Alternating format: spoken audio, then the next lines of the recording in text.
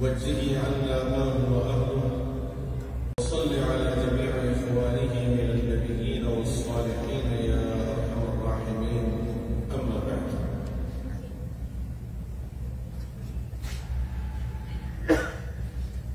if someone was to ask us a very, very simple question about ourselves, that who are you? Who are you? What is our introduction? Who are we? Are we going to be satisfied just telling them our name, that this and this is my name? Or are we going to see our ethnicity and background, that I'm Chinese, I'm Arab, I'm Indian, I'm Pakistani, I'm Bangladeshi? We may say this, but is it true that this is all what we are? Is this all what we are? Are we living for being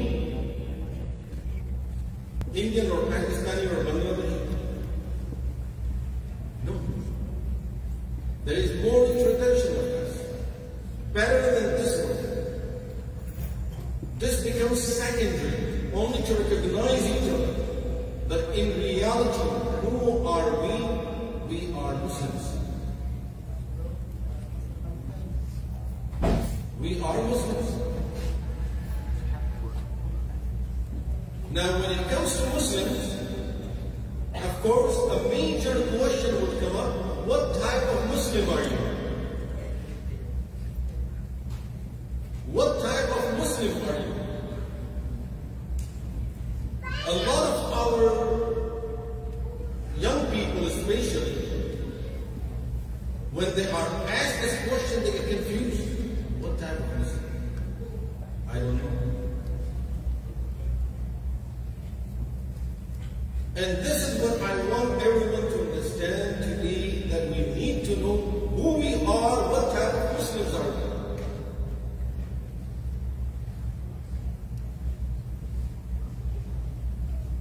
People will come and tell us, there are this, there is Shia, there is Qadiani, there is Ismaili, there is Sunni, there is so many different sects and groups and all. What type of Muslim are you?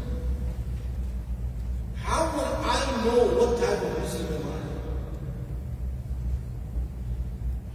How will I know that I'm following the right direction? I'm following the deen that Rasulullah sallallahu alayhi wa sallam presented and brought to the world.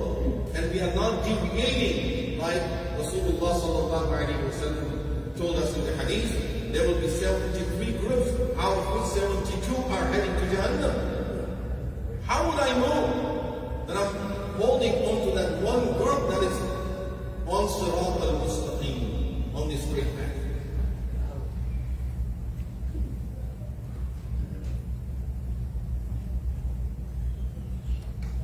Inshallah, I will explain briefly, but a quick answer that I want everyone to remember.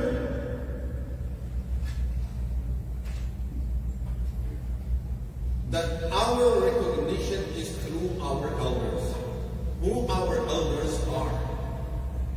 Who our mashayikh are. Who are the people that we rely on and we trust in their knowledge, in their taqwa, in their practices of deen and iman.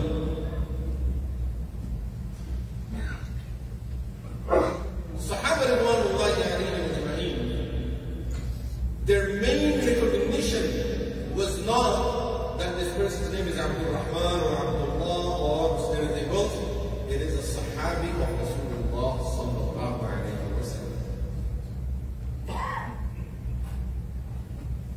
If any newcomer would come and he would find out that there is a Sahabi of Rasulullah sallallahu alayhi wa sallam, regardless of what that Sahabi's name is, he would be a student of that Sahabi and will learn deen from that Sahabi.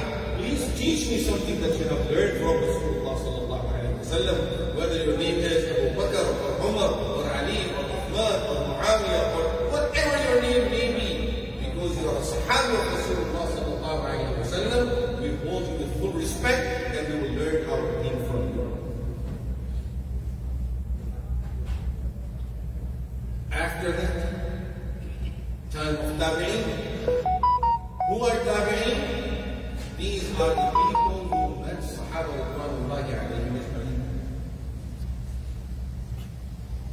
Allah honored them to have the company of Sahaba Ridwanullahi alayhim ajma'in while being in the state of Iman. Then comes the time of Taba' Tabi'in. Any person who is a Sahabi of Rasulullah sallallahu alayhi wa sallam up to the day of Qiyamah, if the whole Ummah gets together to bring people like those Sahaba, we will not be able to find people like Sahaba Ridwanullahi alayhim. Allah chose those people to be the students of Rasulullah sallallahu alayhi wa sallam, to be the true followers of Rasulullah sallallahu alayhi wa sallam. And they are always the criteria of haqq and truth for us, that if we hold on to Sahaba Ridwanullahi alayhim ajma'in, they are holding on to the truth and the right deen and the right path that Rasulullah sallallahu alayhi wa sallam put them on. After the time of Rasulullah sallallahu alayhi wa sallam, that's it. That chapter closed. No more people can become Sahaba. That's it. Allah chose those people to be Sahaba, done.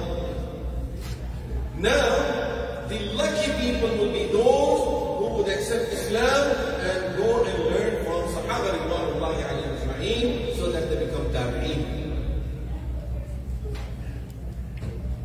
And this chain continued into this Ummah and it continues up to this day.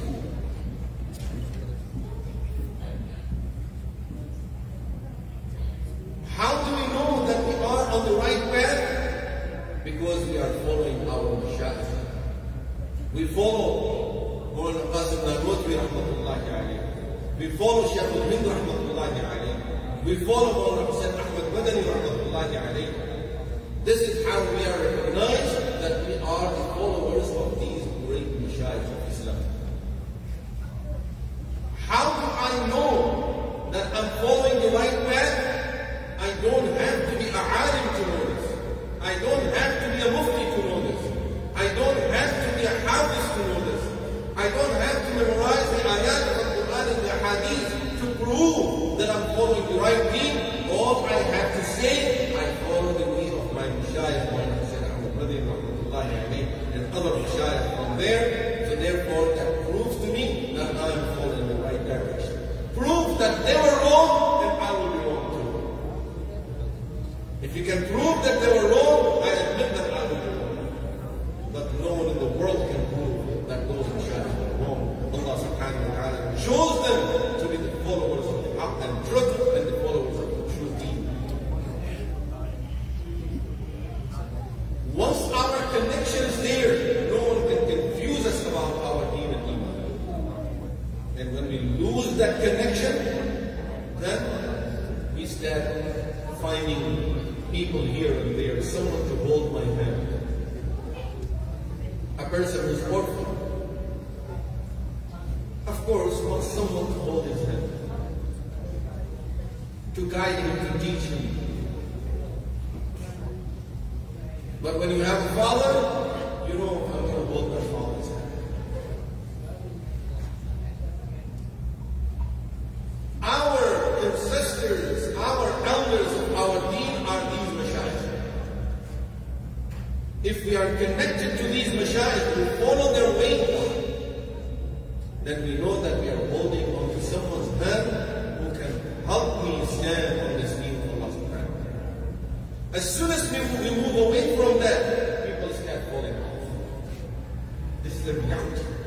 You will see it everywhere. People who drifted away, shifted away from the Mashayikh, they don't know who their elders are. Then, Shaitan takes them away from them. Very easily they lose the direction of their deen. If one of us is doing something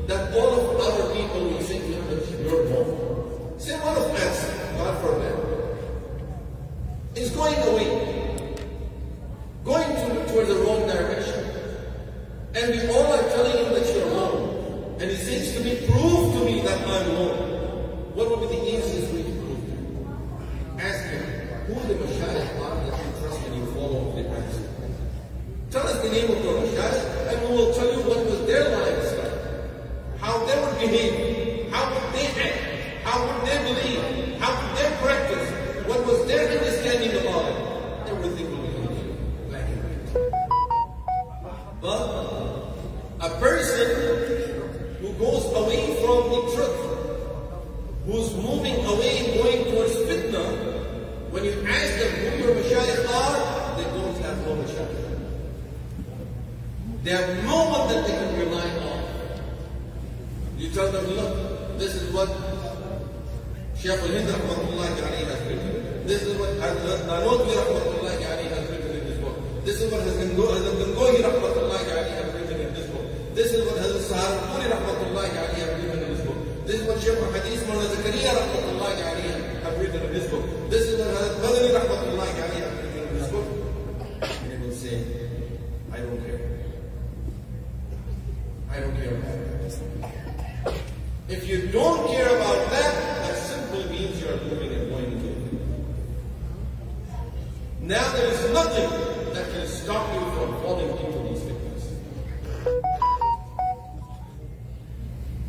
I'm sure many of us have heard the name of Mawlana Abdul Qadir Raifuri rahmatullahi alayhi. Mawlana Abdul Qadir Raifuri rahmatullahi alayhi. Mawlana Abul Hasan Ali al-Nadawi rahmatullahi alayhi. Mawlana Ataullah Shah Bukhari rahmatullahi alayhi. They were bay'at to Hazrat Raifuri rahmatullahi alayhi. Mawlana Abdul Qadir Raifuri rahmatullahi alayhi. Even my father, his first bay'ah was with Hazrat Raifuri rahmatullahi alayhi. Then after he passed away,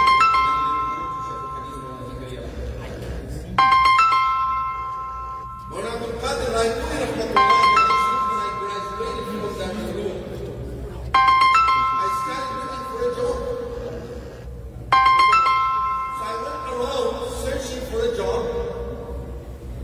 And my search of job took me to Qadian. At that time, it wasn't very well known about Mirza Ghulam Ahmad Qadiani, that he is kafir and he whatever he did. He made his claims, but still people were not sure about what direction he's heading to.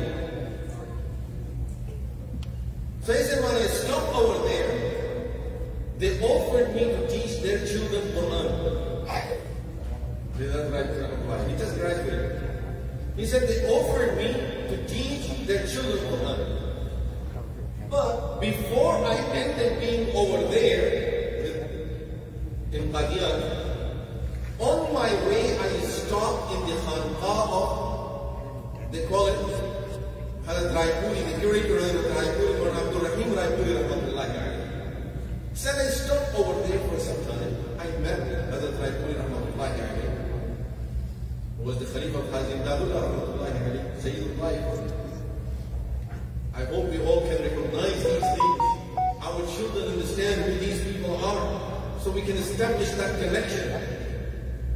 Otherwise, as I said, who are we? Chinese people say they are Chinese. Why they are Chinese? Because they speak Chinese language. And because they eat all kind of, I don't know what. This is why they are Chinese. We don't want to be what we are because the language that we speak, because the food that we eat. Our recognition is not biryani and fish and samosa. Our recognition is through our mashayikh. So he said, I stopped in Raipur visiting Mawlana Abdul Rahim Raipuri rahmatullahi alayhi. Then I continued my journey. I ended up going to Qadian. When I stopped in Qadian, they offered me the job, and at the same time, you know, they used to do some type of amal to put effect on the person. Like mesmerism, magic, whatever you want to call it. So this is how they used to control people. So he said, when they started talking to me, I knew what they're saying is wrong.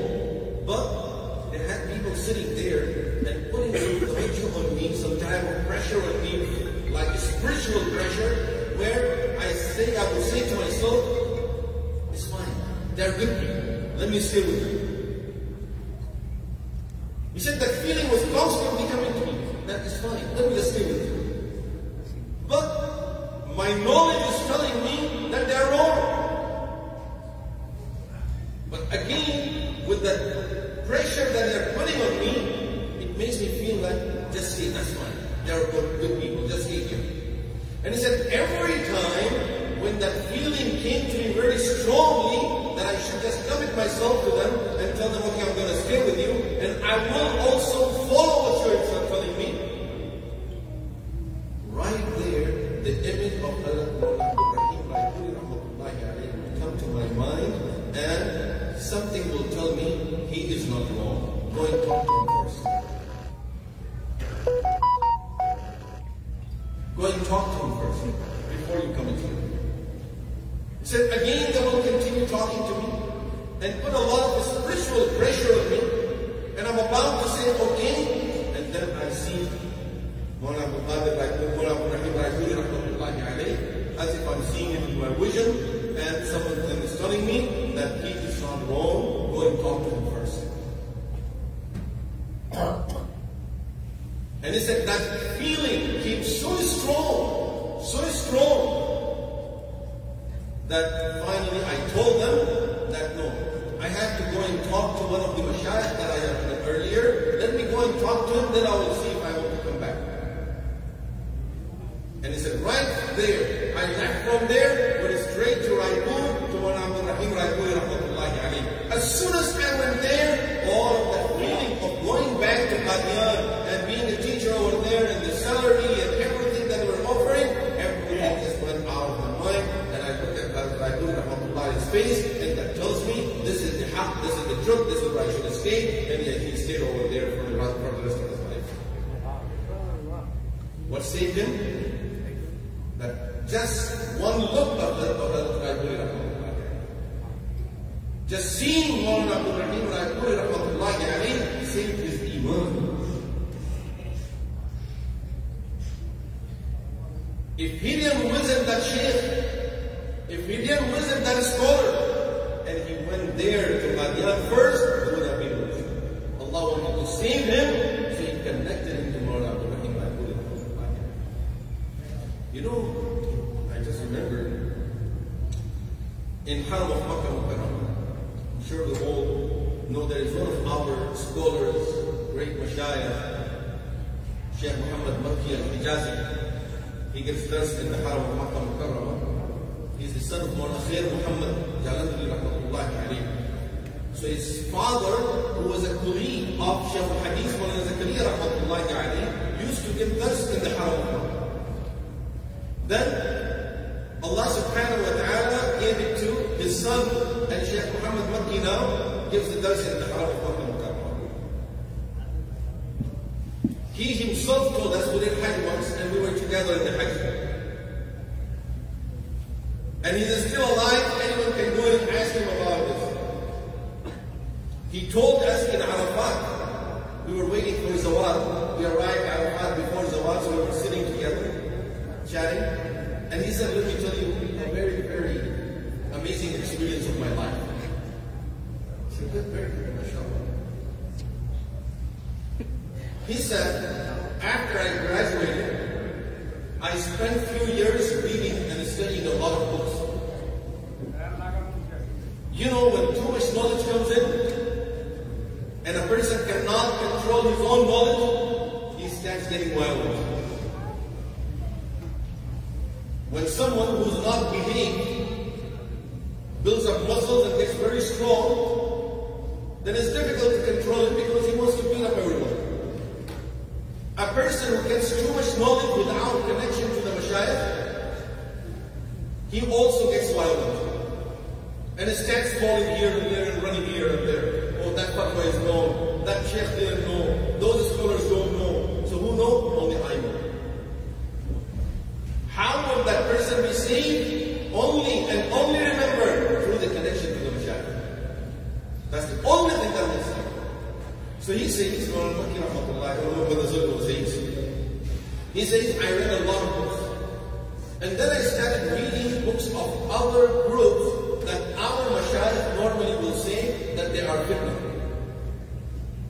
Our mashayikh will tell us that these people are fitna, don't read their books. So I said to myself, I'm alim, I know enough. I know how to judge between right and wrong. Let me read their books and then I can decide myself. So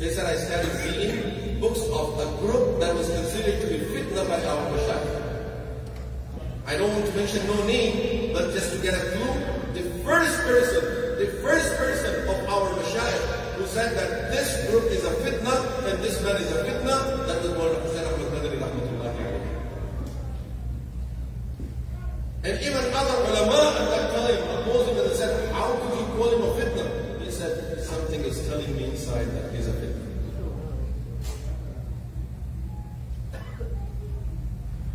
So he says, gradually I started reading their books. I started getting impressed by them. Oh yeah, these people, mashallah, this seems right, this seems right. Our mashayikh are all wrong. His father, Maulana Khair Muhammad rahmatullahi alayhi, a great scholar, they said, is a colleague of Shaykh Hadith, Maulana Zakaria rahmatullahi alayhi. So he said he was very worried, but he wouldn't tell me anything because he knows if he would tell me anything, I would not listen anymore. I would not listen because I'm a big scholar and I'm a big mufti too. So I wouldn't listen. So he said, people used to invite my father for Jummah.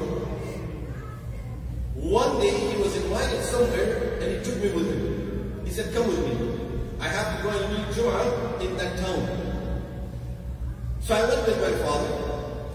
On the way we stopped in Lahore. One of our great mashayikh, who was that? Maulana Ahmad Ali Lahori rahmatullahi alayhi, was in Lahore. So my father said, we will stop in Lahore and visit Maulana Ahmad Ali Lahori rahmatullahi alayhi, then we will continue our journey. So we stopped over there. We visited Maulana Ahmad Ali Lahori rahmatullahi alayhi. As we were sitting with Hazrat Lahori rahmatullahi alayhi, my father said to Hazrat Lahori rahmatullahi alayhi, please make dua for my son. He is shifting away. That's all he said. He said, make dua for my son. He is shifting away. So he says, Maulana himself told us this. He said, when my father said this, that arrogance came in my heart, and I said to myself, let me see what Maulana Lahori can do. Maulana Ahmad Ali Lahori rahmatullahi alayhi didn't say anything. He said, I was waiting that he's going to tell me something, ask me a question, and I will prove myself. And I will prove that even you are wrong. So I was waiting to debate.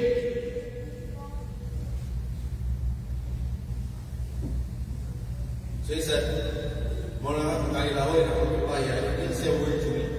He just asked me, he said, son, come closer. I got close to him. He put his hand on my head and he kept on saying, son, your father is such a great scholar. You are such a knowledgeable person. How could you fall into a fitna? And it's just going like this. That son, how could you get into it? Your father is such a great scholar. You are such a knowledgeable person. And I said, while he was saying this to me, I said to myself, I know these people don't know anything. I know these people don't know anything. This is a proof that son, you are such a good person. Son, your father is such a great man.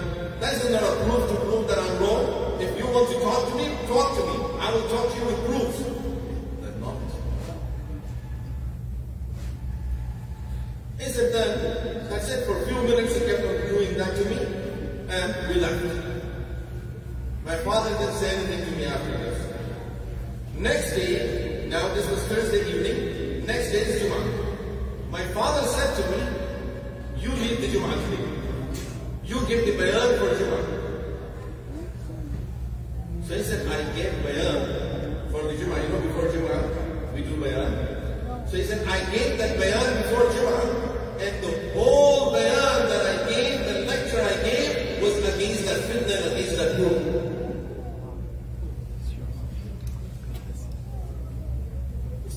I came off the member, Jummah finished, I go with my father. I said to my father, what happened to me? What happened to me? How did I change? He doesn't know. I said, I asked my dad, how did I change? I didn't know what I was talking about. I gave the whole bayan against this. But I didn't prepare nothing. I never thought about it. I don't know what happened to me. He said, son, yesterday the men had talked to you. I took you to He's a surgeon. That man is a surgeon. And you had a lot of pus in your brain. After reading the books from that fitna, you developed a lot of pus in your brain. So we needed a surgeon to do a surgery on your brain and take out all that pus. So when he was going like this, he wasn't just putting his hand on your head, he was taking the pus out of your brain. That pus went out, now your brain is clean, now you see the haq and you see the truth. This is what our mashayikh are. This is the connection of our mashayikh. This is the connection with our mashayikh. This is what the result will be of that connection that we develop with our mashayikh. Once we have this, is a security of our deen, our iman, our taqwa, and our amal. Everything will be secure. And once we lose that connection, who are your mashayikh? Who are you? I don't know, whoever. I'm just a Muslim. Don't say I'm Hanafi Shafi'i. Don't say I'm Deobandi, I'm this. Don't say any of that. So what are you? I'm just a Muslim. Okay? Even Shia say that they are Muslim. Qadiani say that they are Muslim. Ismaili say that they are Muslim. What's the difference between you and them? He doesn't know. The only safety, the only protection is our connection with our God. So make sure, it sounds something very simple, but make sure that our children know who these mashayikh are. That our children know who these mashayikh are. And our children feel proud of being connected to these mashayikh. They read their biographies, tell them their stories, tell them who really they were. SubhanAllah, we see the work that today Mawlana Arshad Madani is doing. How is he able to do all of this work? He got it from his father, and his father got it from his teachers. They got it from each other. It's not just from books. We all read the same books. We all read and teach the same books. But the work that he can do, we cannot do. Because Allah subhanahu wa ta'ala gave him the suhbah of that mujahid, of that wali of Allah, through whom not one person, there is a whole team of people that are working in this field, through whom Allah is protecting the iman of millions of people. It's that connection to us. If our children will lose that connection, it's very dangerous. It's very dangerous for them. We see graduates from our own Darul type of thing, system. I'm not saying one or two Darul. There are people who graduate from some of the Darul, then they start a fitna. You talk to them, they want to argue. Just like Maulana Makki said, I wanted to argue with Maulana Qadri. They want to argue. No, the argument is not going to solve the problem now. Now tell us who your mashayikh are, so we can take you to those mashayikh, or we can take you to their books, and we tell you who these mashayikh were, and what they say about what you're doing now. That's the protection. Otherwise, no protection. Otherwise, no way of bringing this person back from the fitna. Today we see people, no beard, no sunnah. Look at their dresses. It looks like a person came from a club, and then he sits on the internet, on YouTube, and he is teaching people their deen, and he's giving fatwas, and everything. He's teaching hadith, he's teaching tafsir, and he's giving it. Why? Because the need of having mashayikh is gone. These people are disconnected from their mashayikh. First thing they have to disconnect themselves from their mashayikh before they become a fitna. Otherwise, anyone will tell them, look, this is what these mashayikh say. How could you do this? No, they don't know. This is the sign of the fitna. وَكَذَلِكَ نُوَلِّي بَعْضَ الظَّالِمِينَ بَعْضًا بِمَا كَانُوا يَكْسِبُونَ. Allah subhanahu wa ta'ala tells us, we make the wrongdoers friends of each other. people of fitna, they become the friends of each other. And the sulaha, the pious people, the people of iman and taqwa are the friends of each other. They hold on to each other. They hold on to each other.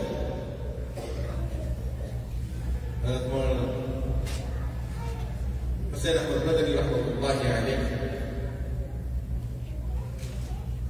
What made him to be the person that he was? What put him in that position? It's that his connection with his mashayikh. We know that the government, Britishers, went to arrest Mawlana Mahmud Hassan rahmatullahi alayhi, Shaykh al-Hind. They went to arrest him. When they went to arrest Shaykh al-Hind rahmatullahi alayhi, Madani stayed with him, and he was with him, he was his father. So he says to them, whatever he was doing, I was doing the same thing with him, arrest me also. SubhanAllah. Where do we find people like those? Today something happens, everyone runs away. You look around, no one is standing with you. Well, the police do. They came to arrest him. And it's not just any normal person. This is the power that was considered the superpower of the time, British government of the time. They came to arrest Shaykh al-Hind rahmatullahi alayhi. He says, I was with him for whatever he was doing, arrest me with him. Why do you want to be arrested with him? So that he can stay with his teachers and do the khidmah of his teacher. These are our mashayikh. Look at their sacrifices. Look at who they were. He says, and this is a long biography. As I said, we really need to read this. We need to study it. We need to teach our children. We need to have a time when we share these stories with our students, with our children at home. They were in the prison, winter. It's snowing outside. No heater in the room. It's extremely cold. Shaykh al-Hind is getting sick. But still he wakes up for tahajjud. Madani rahmatullahi alayhi says, after Salat al-Isha, I used to fill up a container of water, like a lota or something like this, a container of water, and I used to hold it on myself with my body from Isha until the time of Tahajjud, so the water will be at least less cold. It cannot be cold, but at least it's a little warmer. And when he would wake up for Qiyamul Layl for Tahajjud, he wouldn't have to make wudu with that extreme cold water. I can give him this warm water. Who are our mashayikh? Who are these people? It's a blessing. It's a blessing today to have their students. And Allah blesses us today, inshallah, to see his son. And not just a son, from lineage. A son who is carrying his work.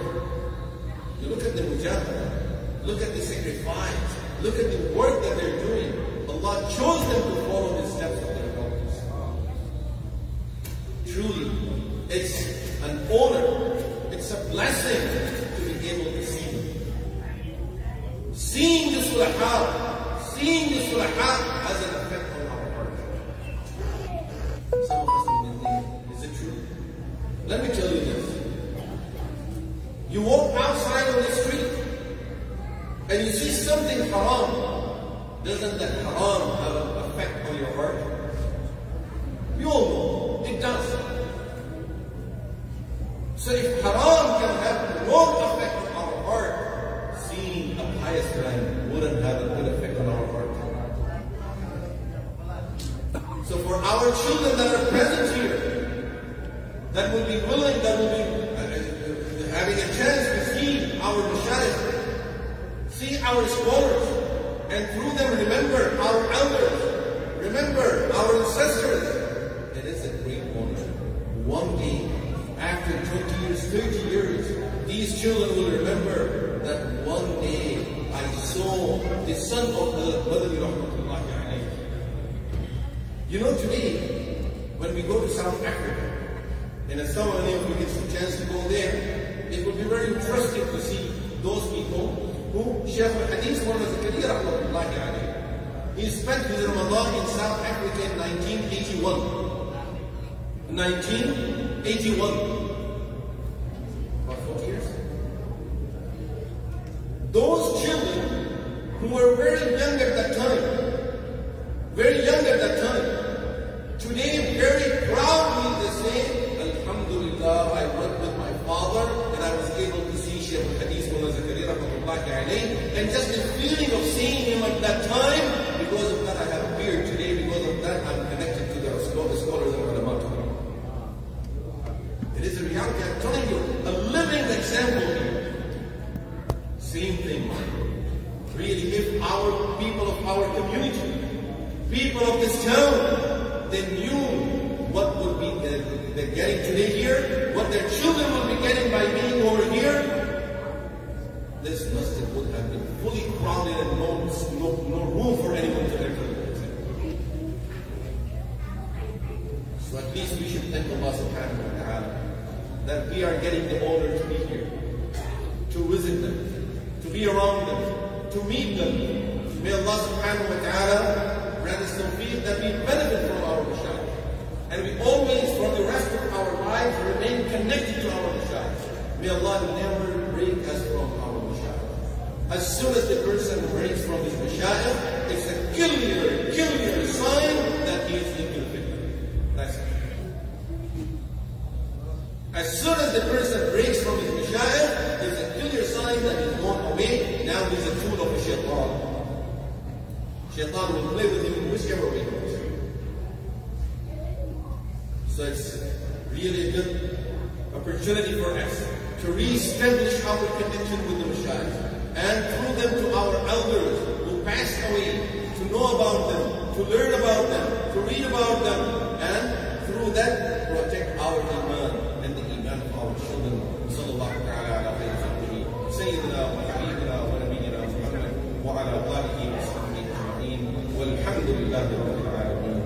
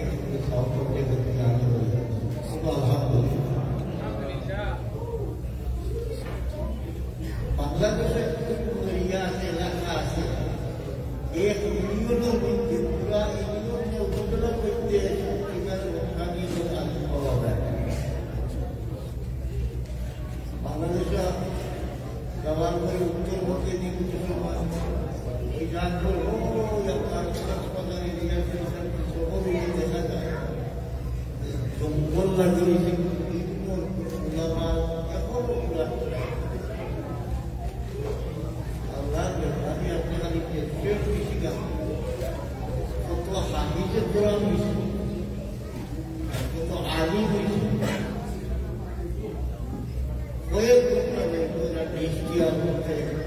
এগুলা আল্লাহ তাআলার খাস ইবাদত। যে হাদিসের মধ্যে আছে পাক সাইয়্যিদুল মুরসালিন মুহাম্মদ রাসূলুল্লাহ সাল্লাল্লাহু আলাইহি ওয়াসাল্লাম মুসলমান যখন সফর আর শিক্ষাকারে আমি মনে করে আমি বকরি লাগি ডবল লাগি সাহিল লাগি তারা আপনি তো হাদিসের মধ্যে যায় বলার কথা যে উম্মত বকরি লাগি যায় তারা বাকি দৃষ্টিতে যায় কিন্তু আল্লাহ হয়তো তোমার এই দেশ ন্যায়ের কথা লাগে তোমার মাধ্যমে হয়তো শত শত মানুষ বেদায় তোমার মাধ্যমে শত শত হাবিজের কোরআন আলিম পৃথিবীতে আছে। আজ আপনি আমি যে অবস্থা পরিবেশন করেছি আজ আমরা পনেরোটা চাচ্ছি প্রায় 15টা থেকে 20টা চিন্তা হচ্ছে এরা মাথা সাদা সবের খাদ্য যে পাগড়ি দেওয়া হয় বিভিন্ন ব্যাখ্যা বিশ্লেষণ হবে এক ব্যাখ্যা ব্যবস্থা এরা মাথা সাদা পাগড়ি বাকি দেওয়ার অর্থ তোমার মাথার মধ্যে আগুন বাকি দেওয়া তোমার এই জীবন তামাম জীবনের চেষ্টা খুশি তোমার মৃত্যুবরণ করিও কিন্তু দিনটাকে বিচ্ছিত হইল না দিন নিজে শিখিও শিখাইও আল্লাহ দুনিয়া থেকে আল্লাহ দূরাইল এই সবক দোয়ার একটা পারলেন একটা সবক এই যেমন একটা আসর আল্লাহ তাআলা যুগে যে সমস্ত কোনো পাপে বা মায়া নেই যখন পুরোটা হাদিসের কোরআন পড়েছে তাই বলতে হবে যে সমাজের জমা করিয়া মানুষের দেশ থেকে দৃষ্টিমুখ করিয়া দোয়া দাও যে আল্লাহ মেহরবানি করি তোমার খানদান তোমার ওরস তোমার ঘর হাদিসের কোরআন করবে এই জন্য পবিত্র কোরআন দেখা যায় 666টা কিয়ামতের দিন হাদিসের কোরআনটা ব্যাখ্যা করে পড়ো যেভাবে দুনিয়াতে পড়ছি এই হায়াত পড়লো একটা এই গিফটটা এক দিক থেকে আরো কত দূরত্ব এবং একটা এবারত আয়াত মানাতে যতটুকু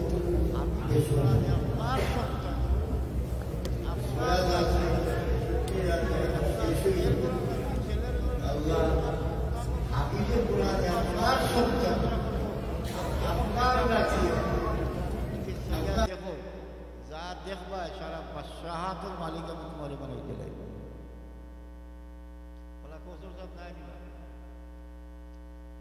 এই সৌভাগ্য এই পরিবেশ আপনারা আমার দেশও খতমে বুখারী হয় বুখারী শরীফ শেষ হইলে দোয়ার লাগে আয়োজন হয় কোরআন শরীফ হাফিজে কোরআন হ্যাঁ আমি একটা আর বলতে চাই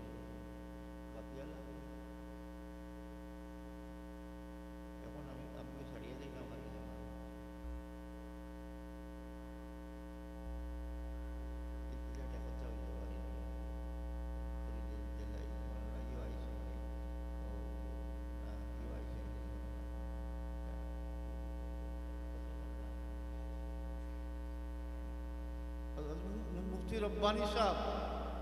मुफ्ती रब्बानी साहब मेहरबान जल्दी आ जाए ना कारी साहब चला 12 बजे चला मुफ्ती रब्बानी साहब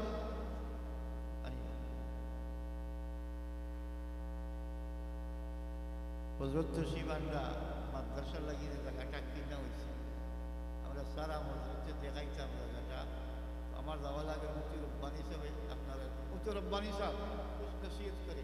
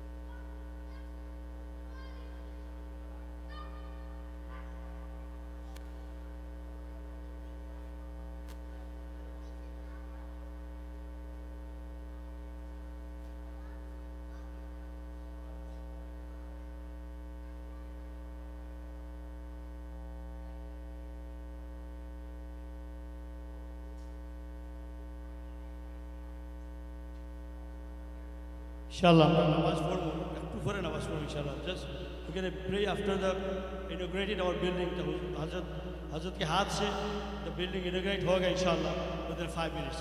So he's just rounding is our building, and the ulamas is there. Everyone is outside inshallah. Just we'll do a little bit later inshallah namaz inshallah.